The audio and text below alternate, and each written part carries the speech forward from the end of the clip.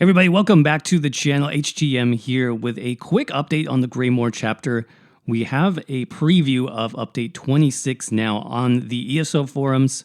This was posted by Brian Wheeler earlier today, so I thought I would go through this with you guys and then talk about my thoughts.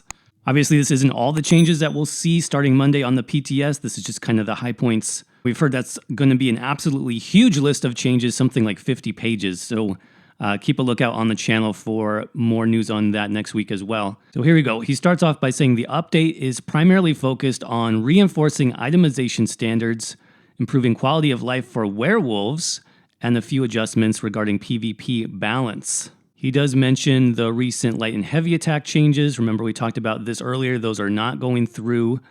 Those were just being tested, so they're not going to make it into update 26. So just keep that in mind. So update 26 is not all about the vampire updates, but also the werewolf skill line as well. They wanted to keep the in-your-face action style of the werewolf and also add rotation options when you're transformed. For example, Pounce now has a follow-up attack afterwards that has an execute scaled off of bleed damage. They're also making adjustments to allow buffing and debuffing to give you a sense of being a pack leader.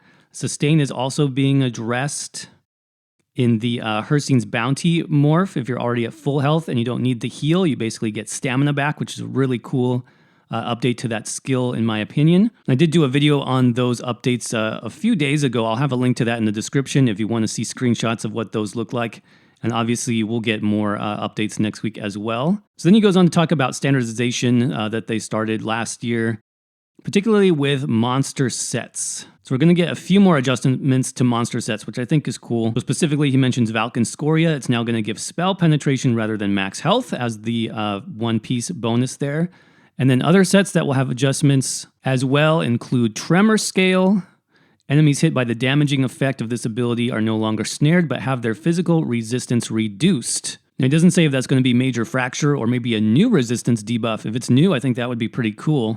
Also, to help with performance, some sets that have the chance to proc are now have the chance removed and will have a cooldown instead. So again, looking at Tremor Scale as an example, they remove the proc chance and increase the cooldown as well as the damage. So I think that's an interesting approach. I do like that, and I'm looking forward to seeing those changes and if they have any other monster set changes on the way.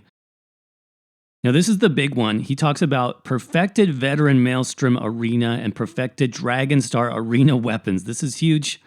He does note that this has been requested by players for a long time, which is true. And they're finally going to be bringing those two arenas up to par with the other arenas that add perfected versions. So I like that. Also, this is interesting. Completing Maelstrom or DragonStar, I'm assuming in normal mode, will now grant blue versions of the non-perfected weapons. So you can do Maelstrom on normal and get a Maelstrom weapon. Same thing with DragonStar. In this patch, they're also making a few adjustments to all arena weapons to meet standards. One example is the Black Rose Prison Spectral Cloak, the dual-wield daggers. There, this item set now increases your damage done and reduces your damage taken when you deal damage with Blade Cloak rather than just granting major protection. So that is a huge change, especially for PvP. Some builds are going to have to adjust for that for sure. Now, I'm going to go further with this because somebody mentioned, or somebody asked the question in this thread, will our weapons automatically update? And Brian actually said no, they will not update. You will have to redo VMA to get the new perfected versions of those weapons. Now, why that is, I'm not sure. He didn't elaborate. He just said no. And, at face value, that sounds like a pretty unpopular change. I don't know if there's like a technical reason why that has to be, but I would definitely encourage the developers to look at that a little bit further, because if that goes through, a lot of players, including myself, probably will not be happy having to run that arena again. Now, finally, he mentioned some PvP adjustments to critical resistance and healing. So it looks like they are making adjustments to Battle Spirit to now reduce healing taken by 60% instead of 50%. Wow. So less healing overall in PvP. And then in regards to crit resistance, he mentioned that another issue is that you have to build critical resistance into your sets and your items, into your traits, meaning other traits like, let's say, Divines. Those are less of an option. So to bring more of those other traits back and make those viable, They're now granting a baseline critical resistance on characters. In addition to that, they're making several adjustments to item sets which grant critical resistance, and they're making changes to the impen trait by reducing the value. So a lot of interesting changes there. I'm particularly interested in the baseline crit resistance, and I wonder how much is that going to be? You know, is it going to be like 500, 1,000? That's going to be really interesting to see how that plays out. So overall, I like the direction of the changes, with the exception of refarming the arena weapons. I hope that they take player feedback into consideration for that and look for ways to maybe upgrade those automatically when the new patch drops. But that's all I have for you guys for this update. Let me know in the comments section below what you think.